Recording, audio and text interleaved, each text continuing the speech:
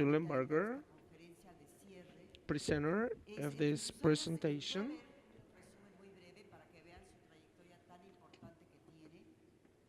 I'm going to read his resume. Vice President of Academic Affairs of the National Association of State Universities and Colleges in Grandland, New York. His area of work is accountability, assessment, and economics in higher education. Before joining this association in June 2006, he held the positions of Dean and Vice Dean at the University of Kansas. He worked there for over 13 years, and he is an emeritus professor. He has different degrees from the Illinois University and his main degree from the main college. He's been a very active player as an advocate of the reform in areas of accountability, academic communication, and academic accreditation. He also worked as member of the faculty of the King's University as an laborist economist for the Department of Labor of the United States. His research and published book include topics on economics of academic communications. He's been an active player, national and internationally, as an advocate of the reform in terms of accountability, communication, and accreditation. From 2005 to 2007, he was president of the board of the Center of Libraries of Research. He's a current member of that board. He has been president of the National Association of State Universities and Academic Boards of long run between 2001 and 2002, member of the board of BioOne and Biologic Enterprise Corporation. So his presentation is really interesting. He'll discuss different questions that are provoking to me. They present problems with subscriptions, rotation, keeping faith in open access, reaching our future with integrity, and in the framework of consortia.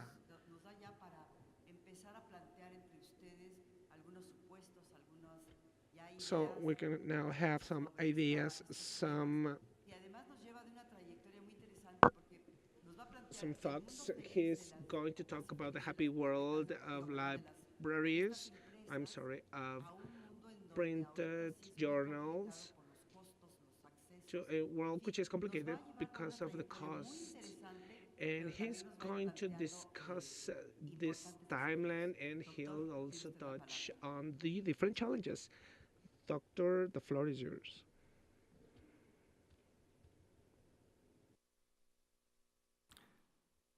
Thank you very much for that introduction. I'm delighted to be here with you. This is an important thing that you do. This morning, listening to the various presentations, I'm reminded of how important the work of the Academy is and how complex it is and how easy it would be to get it wrong if we didn't pay attention. And this is about paying attention. In this case, it's about paying attention to what happens to the record of scholarship, the record we have to depend upon if we're to build upon scholarship.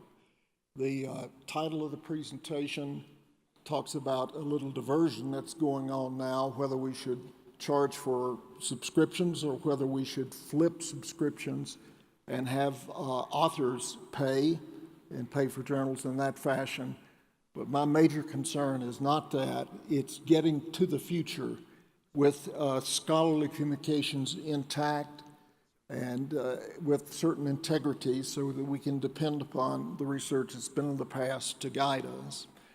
I want to look at just a little history here because the history is instructive. This is a schematic of the scholarly communication system.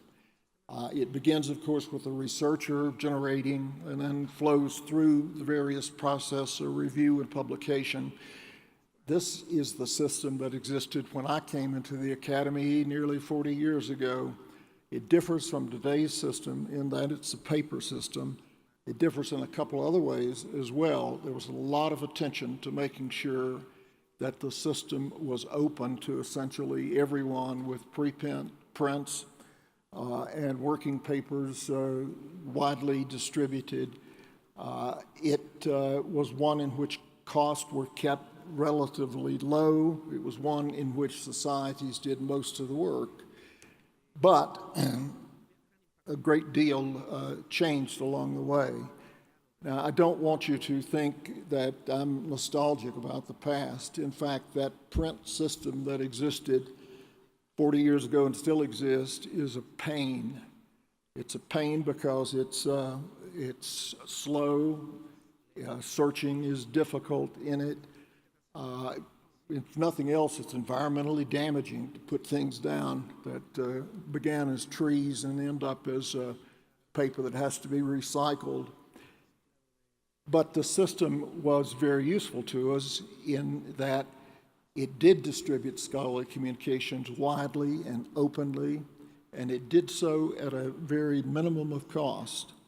When I was a young man, as a scholar with a very low income, I could afford the journal's personal subscriptions to them for just about everything I needed in my field, and the library could easily afford the rest.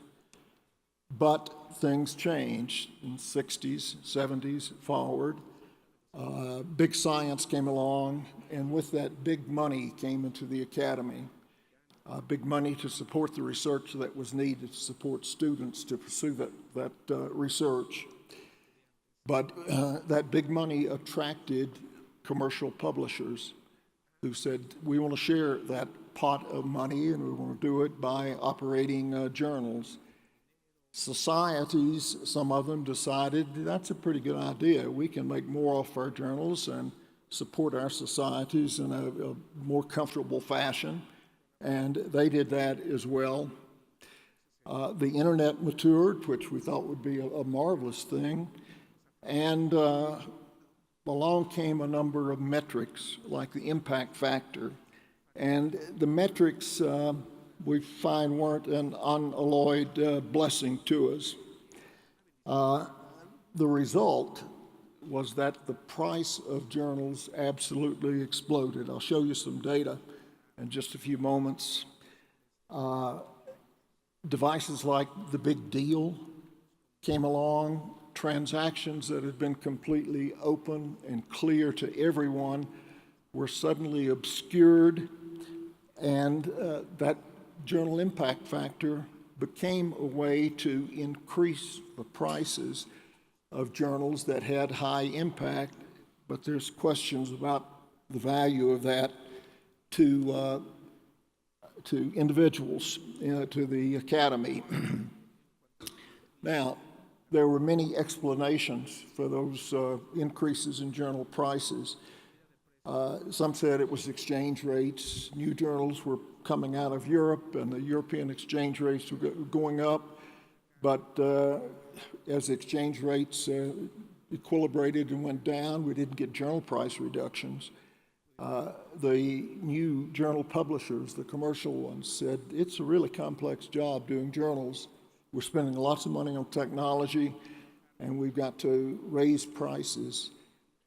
But as we have studied what happened over the years, we've concluded that these were minor factors in what happened to journal prices. The major factor was concentration, and this shows that concentration, and it shows over a period of time the top six representative publishers growing to having half the market, and everyone else, the societies, the small publishers, being reduced from the 90% to the half the market. That's traditional concentration, and with it comes market power, and the market power gets used for pushing prices upward. And here's that pattern of prices. And I sort of divide it with that yellow line about 2000. Before that period, we had 2 decades when price increases for journals of 15 20% plus a year were common.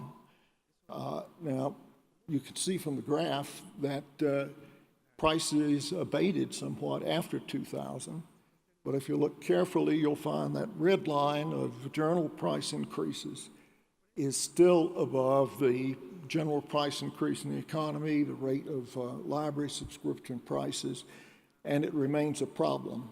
And I can illustrate that pretty quickly. If you just project into the future, journal prices at their last 5-year rate of increase and library budgets at their last 5-year rate of increase, you find that by the year 2045, less than 30 years from now, that it would take more than the entire library budget just to buy journals. We've still got a crisis, and that's clearly not a sustainable situation. Why did this happen? Give you a few reasons. First, the economics of universities got much worse. And as the economics of universities got worse, the journal publishers couldn't extract as much in the way of annual increases. And if you look at this chart, you find a focus on the United States, that since 2008, it has begun to increase in budgets, but budgets of major universities fell 20, 30% during that period, have not recovered. The rest of the world still hasn't recovered. So it's not favorable, but it did help keep down journal prices. The second major factor that affected journal prices, pushed them down a bit, is that libraries, the big purchasers of journals, began to push back, began to say no, began to exert some power on their own, and we'll look a bit at that. And then a massive set of collective actions were taken by the community, me, you, and our colleagues, that had an effect. First, that countervailing pressure. I can illustrate that in one way just by looking at the universities that have rejected the big deal, have told major publishers, we're not going to buy your journals in mass, we're going to be selective, we might even buy by the article. And this is the tip of the iceberg, but when a librarian takes the heat to cancel a big deal and anger a great many faculty members in the process, that's pushing back, and this is just part of the evidence of pushing back. Collective action, I think, has been terribly important here. And you see that collective action here. Mandates have been handed down by universities, by funding agencies, by governmental units that say the material that comes out of scholarly communication has to be made public at some point. There have been many other actions in the community, journal editorial boards simply quitting and moving out of commercial publishing and setting up their journals privately. There have been big open actions within universities. There have been universities that really set up aggressively their websites to capture all faculty publication, make sure it got there. There have been lots of individuals who, when they published an article, kept a copy of it on their website or publicly accessible on whether the publication permitted it or not, so that it would be available for free. And then of late, there's been pirating, and Sci-Hub is the most notable member of that group. And I'm not advocating the pirating, the Sci-Hub, but it's evidence of a system that isn't working so well.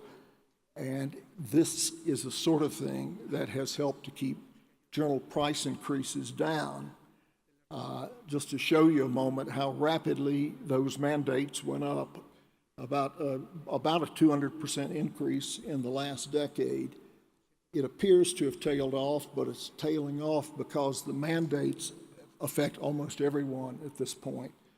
Most of our research is being published under some mandate that it become open and available and freely accessible.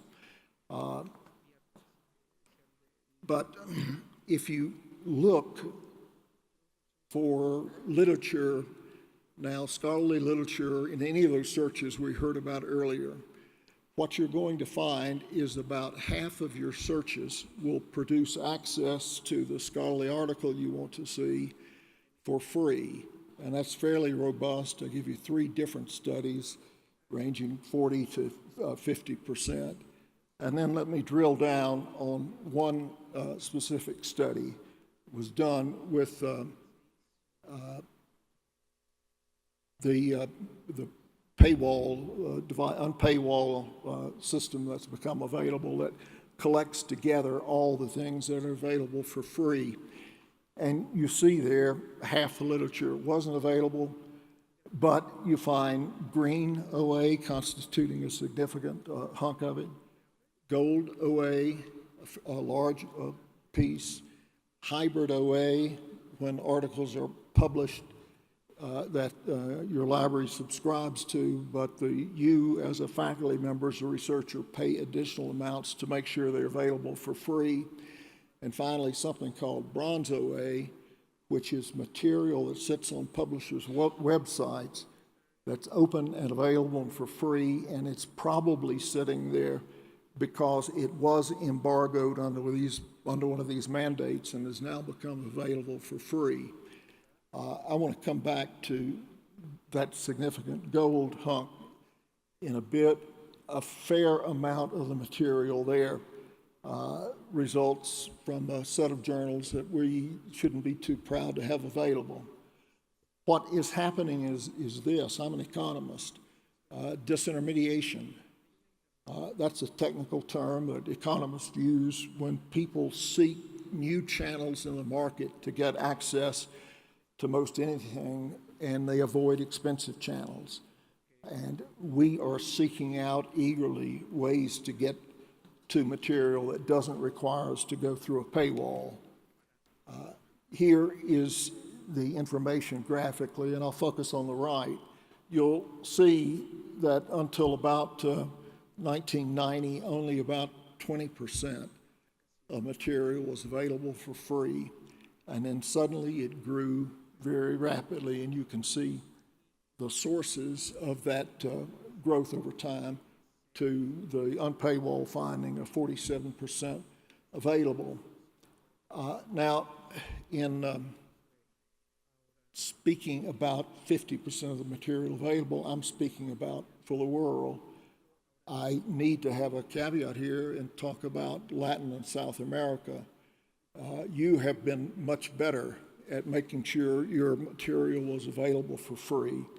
And the research shows 70 to 85% of the scholarly articles generated in Latin South America are indeed available for free. Your organizations like Cielo and RELAC have made this happen, but you've had great traditions in your universities of supporting publications at low or no cost. And the result is that the material is available, and it says to the world, this is what can happen. You don't have to be content with 20% or 50%. We can move to 100%. Now, if we drill down a bit and look at where research is available, we'll find that it is in areas where mandates came early and are most uniform. And the area where those mandates first appeared is the health sciences area. Research funders, the general public, just can't understand paying to have research done about diseases, about health factors, about whatever, and not having it available. So funders mandated that earliest, and you see the biomedical research, clinical medicine, health biology being some of the healthiest areas for free access to literature.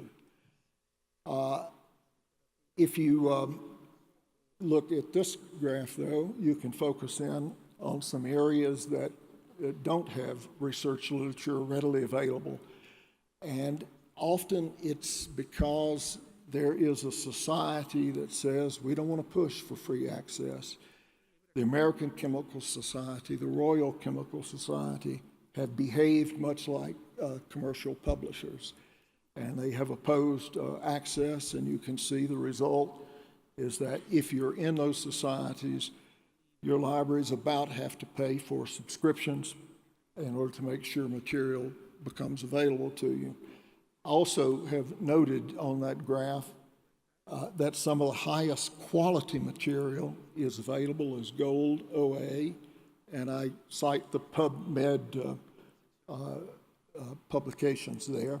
That's 100% available. And then there are publications from lower quality journals, or at least where the journal quality has been of question. So the fact that something is available gold OA doesn't necessarily stamp the imprimatur of quality on it. Now, the fact that 100% of the literature isn't available free is a particular problem for some sets of people. It's generally a problem in low-income countries. It's a problem in low-income universities that don't have the resources.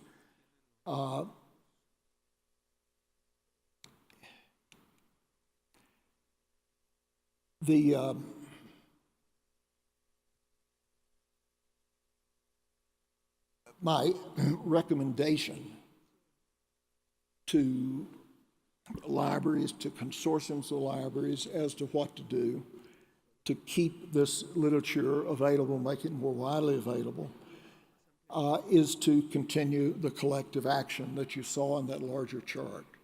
It's working, and it will work to increase that percentage beyond the 47 to 50% that it is now. Second set of advice is something you heard a bit about this morning in the presentation from University of Denver, and that is quit using impact factors, quit using journal impact factors when you evaluate faculty members, quit using journal impact factors when you decide what journals to subscribe to, library. They don't have a purpose. They're not predictive. And let me show you, there's a number of studies that are showing the same thing now. This study looked at a very large number of searches, and what it found was that in 75% of the cases, articles in journals with high impact factors have lower citation rates than do the average article in the journal. Now, what you would expect is that that would be 50%. But in fact, what happens is that a very few articles in high-impact journals get cited, and the rest of the articles get cited very little. The quote from a scientist there is apt. There is no predictive power. There is no predictive power about a faculty member's research that comes from the impact factor. All the impact factor does is to help journals drive up prices. So we're hurting ourselves when we use that. The third thing that I recommend is that we recognize that this effort to get the literature available is a part of a movement called open science. A couple of weeks ago, the National Academy of Sciences in the U.S. put out this publication, a study that one of the committees did called Open Science by Design. Now, when the National Academy of Sciences speaks in the U.S., that's important. To become a fellow in the National Academy of Sciences means that your career has made a huge difference. You don't get voted a fellow unless it does. And the National Academy doesn't endorse things unless it does. Here is their endorsement of open science by design. And these elements, I won't read them individually, but essentially what they say is scientists, when you publish something, make sure it goes in an appropriate place where it's going to be accessible to people. Make sure that it has a license associated with it so that it can be reused and is usable by everyone. Do the same thing with your data. Make sure that your data and your methods are recorded in such a way and have been documented in such a way that other scientists can replicate your work. Make sure that all that work once it's published, once the replication documentation is done, make sure that all that work is put in an openly accessible archive so that you can get back to it ultimately. That effort aimed at scientists clearly says a big part of making open science work is making sure that your work is published in an open access manner. So we need to seize onto that and say we're part of a bigger effort. What shouldn't we do? And I think what we shouldn't do is to adopt solutions that seem magic to an economist. And the solution that seems magic to me is that flipping, converting journals that are subscription-based to being paid for when authors have pieces accepted, as is recommended by OA 2020, has a lot of magic associated with it, and it has some harm associated with it. The Max Planck Institute has been a major pusher behind OA, and they claim, I think absolutely appropriately, that if all the journals were converted to OA immediately, tomorrow all the journal literature would be available open access. That's sort of by definition. And that's the end point they want. But their second claim is that doing so would result in lower cost. This is a slide I took from a Max Planck presentation, and they illustrate it, and a good bit of the illustration I agree with. You see that 3,800 euro figure, that's the cost of the average article. They took all the publications in the world and all the publication budgets in the world, divided one by the other, 3,800. But they then backed out what it actually costs to publish those articles as opposed to the revenue associated with them, and they found it was $2,000 per article.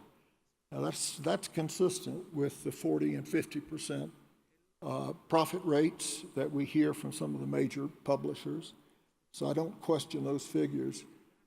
But what they believe is that if we converted to article processing charges, APCs, that suddenly journals would give up that 47% of profit and reduce their total costs down to $2,000 per article. And that's the part that this economist can't accept. That claim isn't unique to Max Planck. I put a similar claim here from Jeffrey Mackey Mason, the Berkeley librarian who pushes the same notion. He believes we can get access and low cost just by converting to APCs. Now, let me analyze that just a bit. Why would they charge a price to you that would reduce their profitability by 40%? They would not. What the profit maximizing publisher would do is to charge an APC as high as the market can bear, just as they charge journal subscription prices as high as the market can bear. Now, let me explain that just a bit. And let me do it by focusing in here on what happens. In a subscription-based market, you've got two major actors in the market, relatively large journals and the buyers who are libraries. And libraries have considerable scale and large budgets. You have oligopolist versus an oligopsonist, few sellers versus few buyers. And when you have power on both sides of the market, there's some offsetting that occurs. And it's that offsetting that I think has reduced the rate of price inflation of journals lately. On the other hand, when you flip a journal and the journal is charging APCs. Once you as a faculty member, as a researcher, submit your article to a journal, that journal has monopoly control over you. You've told it that if you find my article acceptable, you may publish it. How much power do you have? You're not the actor of a library controlling a large budget. You're a single individual. You're powerless. So you've got on the one side of the market a very large firm, on the other side a very small entity economically. I think about the first article I published when I was an assistant professor. Had I been in that situation and a reputable journal had said, how about giving me $5,000 to publish your article? I said, yes, sir. Where do I sign the check? No power, but great ability. And it really doesn't matter whether it's the faculty member who ultimately pays the APC or the institution for them or a grant that they happen to be working through. What matters is that it's the faculty member who decides where the article is going to be sent, submitted for publication. And at that point, the faculty member has given away any bargaining power the university has. So what we get when we move from subscription-based journals to APCs is the journal publishers retaining their profit motivations that they have now, and we have the power that the journal publisher has being enhanced relative to that of the buyer. And my conclusion is you don't have prices falling in that environment, you have prices dramatically going up in that environment.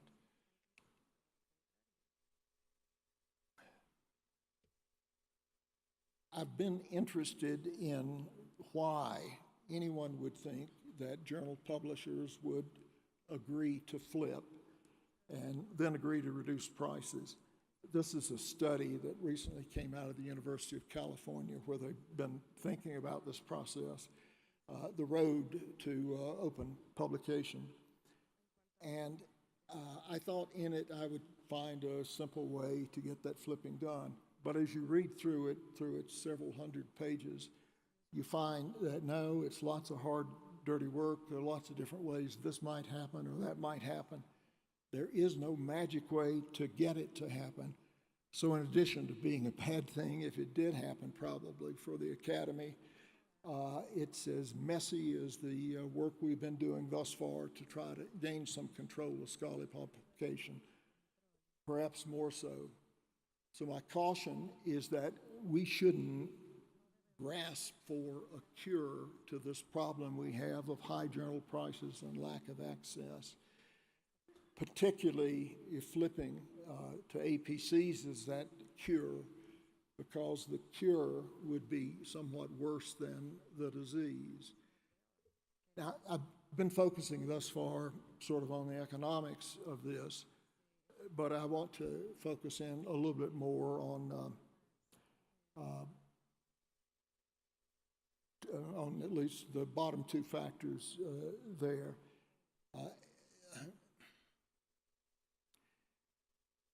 The last factor is that we have a number of journals that are not terribly reputable journals these days.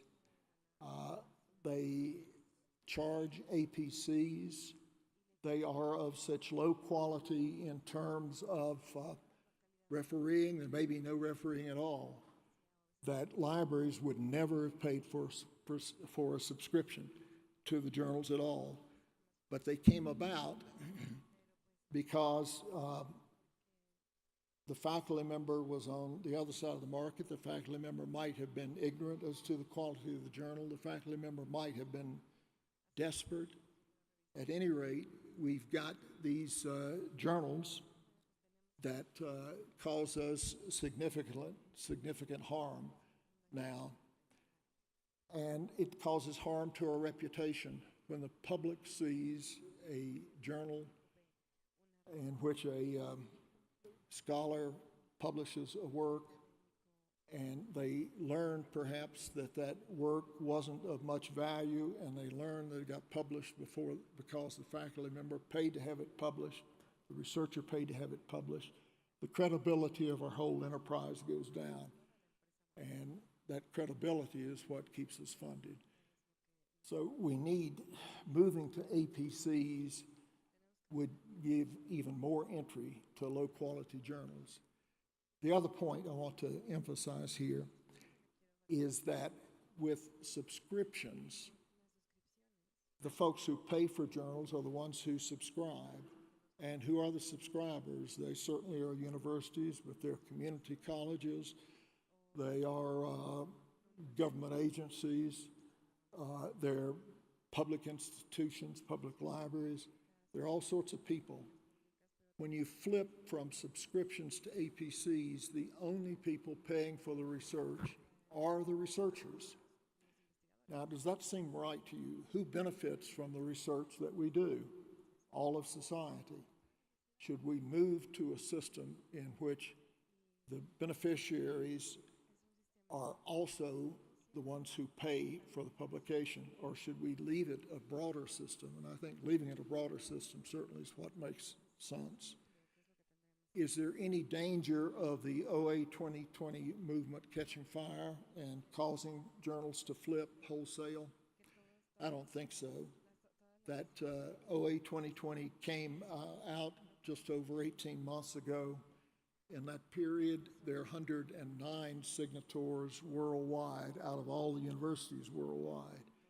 In the United States, there are 8 research universities that are signatories. We have about 250 research universities. This idea isn't catching fire because it's a bad idea. That doesn't mean you shouldn't know about it and oppose it, but it's not an idea that should go forward. The observation at the beginning, access has increased, prices have come down. I attribute most of that to our collective action. And what I'm recommending is that we continue that collective action. We continue the collective action and we add to it membership in this open science movement so that everyone will understand that what we're doing isn't a narrow benefit, but for one of all of science. And if we do this, we will get moderation in prices ultimately. I'm absolutely confident of that, and we'll get greater access. And what we have to do is this, the solution that was born of the whole scholarly community, collective action.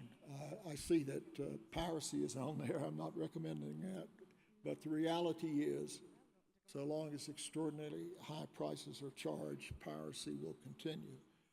So as a community, let's get the system back under control. Let's make sure that in the future, we have an affordable, accessible system with integrity.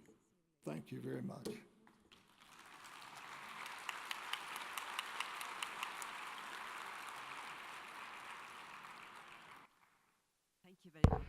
Muchas gracias, doctor.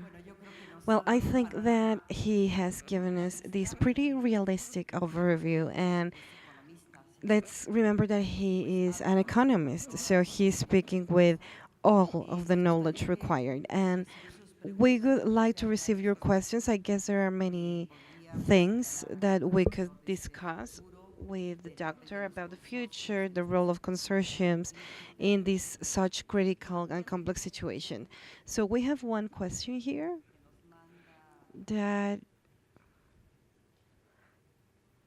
was sent by Luis Carlos. He is asking, Doctor, are there studies showing that there is more or less citation depending if it is published in open access journals or paid or subscription-based journals? Do you think you can obtain more citations in an open access, maybe, publication?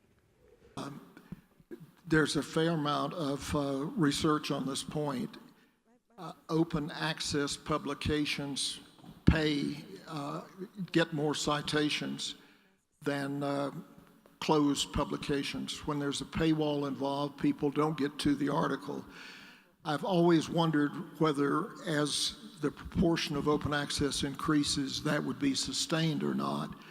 And all I can say is that as we move from 20% open access to near 50 open access, the articles that are open access, published open access, are cited somewhat more. Hay otra pregunta. A ver, he is asking, how feasible is it for the impact factors to stop being used in assessments in academic institutions? Is there an experience in this matter? Well, there's experience in individual universities. There's experience in individual universities ceasing to use impact factors. And I think we can generalize. There's no reason why universities couldn't simply make the determination we're not going to do it.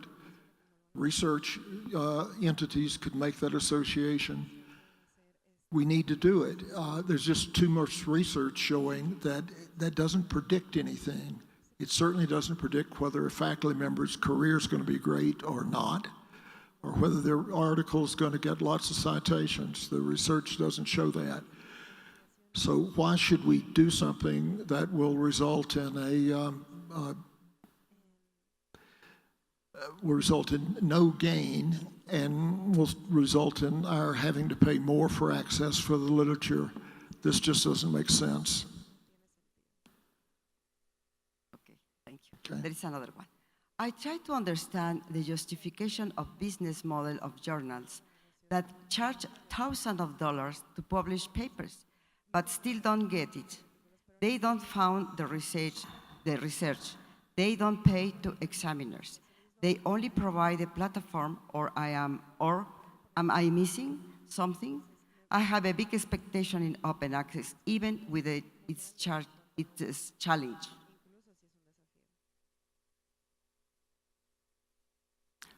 I'm sorry, I got only Spanish on my earpiece. Excuse me.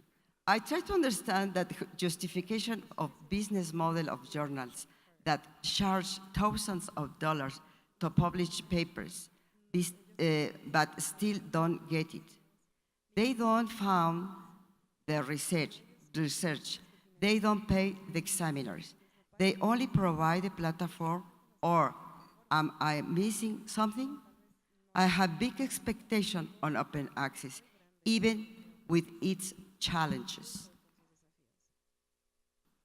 The business model is there because we support it.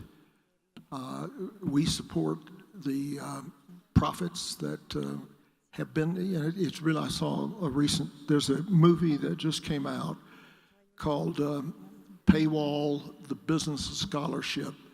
If you go on the web, you'll find that it's there. It's a great collection of interviewed 70 scholars from around the world about scholarship and access to it. And in that, there's a comparison of the sustained profitability of publishers versus companies like Walmart, big banks. Nobody maintains profits over the long run like these publishers do. And they've been able to maintain those profits because we've permitted it. And the only way to stop that, I think, is to go open access, to mandate that your faculty work appears open access and to follow through on it. It's in everyone's interest that we do so. We don't have enough money in the academy to continue paying such high profits to commercial publishers, and we don't have enough money to continue paying rates that permit societies like the American Chemical Society to have lovely headquarters and accoutrements for their executives across the country. We just need to get this back to cost. So the economics of what they do is they maintain a monopoly. The other approach would be to get governments to break up the monopoly, but no government worldwide has seen fit to attempt to wade into and break up the monopoly or oligopoly that the publishers hold at this point. So I think we're going to have to rely on individual action.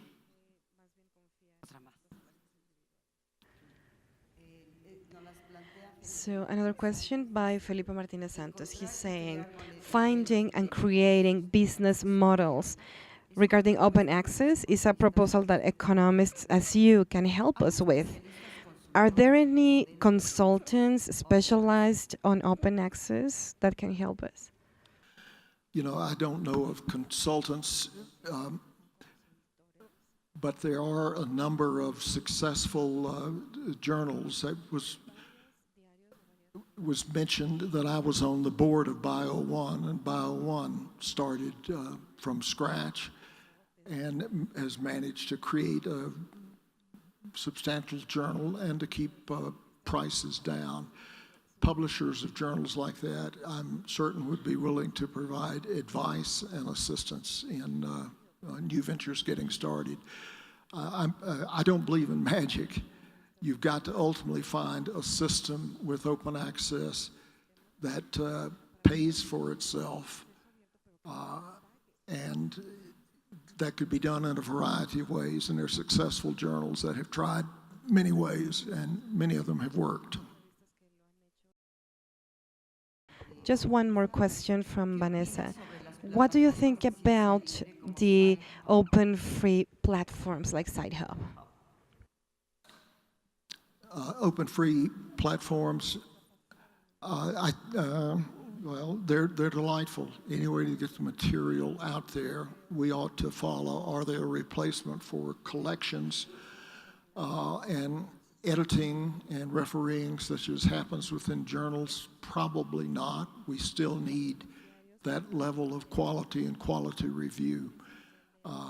But they help get the material out there, and so I'm all in favor of such platforms. Is it feasible that in the future we can have free access to all the scientific information? Are there any good journals that depend economically on the people paying for that information? Will journals disappear, or what do you think will happen? Well, I think that there is,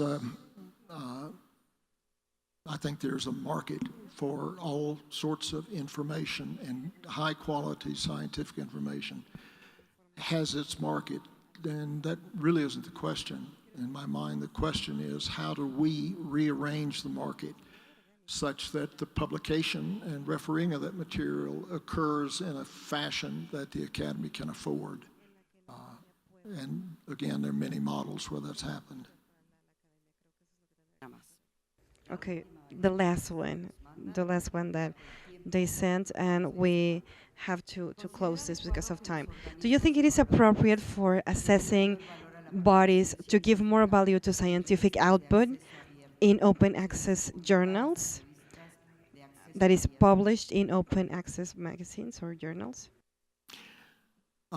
Yes. Yes. In the Academy, we tend to evaluate faculty members on teaching, research, and service. The research quality of an article is the same, whether it's published in open access or in a gated journal. But the service that it conveys to the community, if it's available freely, is significant. So without compromising our judgment about research quality, we can certainly give extra consideration in promotion, in tenure, in salary adjustments to faculty members who want to serve the community and do so by making their work available open access. Y una pregunta, es una curiosidad mía, una curiosidad. Solo 8 universidades estadounidenses de investigación han firmado un acuerdo de Open Access 2020. ¿Qué pasa con las demás universidades norteamericanas? ¿En qué están trabajando? Si en contra de esta tendencia, están ya trabajando en una nueva propuesta. They're continuing the things that were in that last graph. There are dozens of new ideas being born.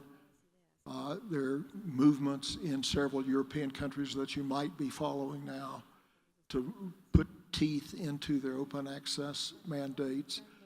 All these things are being followed closely. So there isn't one startling advance that I'd say they're all pursuing, but they're not pursuing this one of flipping.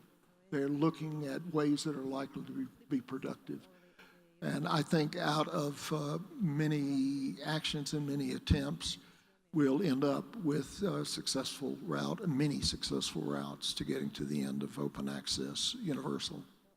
Thank you very much. Indeed. Yo creo que la conferencia del Dr. I Shulenburger think that Dr. nos deja Shulenburger's muchos conference temas de reflexión y de trabajar makes us y de reflect, seguir. and we Yo have to creo que también work on that, and colaborando. we Yo have creo to que este es un decide. I think we have momento to collaborate as well. I tenemos que think that seguir right now is a moment where we have to keep consolidating our consortiums, in this case the one that we have right now, porque esa es una because de las vías that que is one podemos of nosotros, the ways that pues, we mientras can esta follow situación cambia while o the la hacemos cambiar situation nosotros is más bien, changing tenemos or que is seguir changed by estudiando us. mucho la Actually, we have situación to de lo que continue está studying the pasando, situation. We have to evaluaciones que se study están all of realizando, these assessments nos that are darán being ahora sí que performed, muchos datos and they will para give us a lot of ir marcando information también to pautas que also nosotros set the pues, pace. determinemos, And porque we have tampoco puede to ser de un lado determine nada those más, paths, sino que because también el mundo académico the tenemos que empezar a trabajar scholarship world, muy the scholar world fuertemente en has to México. work Bueno, really y en América strongly Latina, in por Mexico and supuesto. in Yo creo Latin que entre America, más of unidos course. estemos, We have to be creo que united, we have lograremos to muchas collaborate, más and we cosas. can accomplish Doctor, muchísimas many things. gracias Doctor, thank you very por much estas for ideas que nos these deja, por ideas that you're un giving tema us, tan for polémico y this con su such visión crítica. controversial Muchísimas subject. gracias. Thank you very Y much. Conrisit le otorga Consorcios is este giving you certificado this acknowledgement. y un regalo. And Muchas okay. gracias. Thank you very much. Thank you. Wonderful.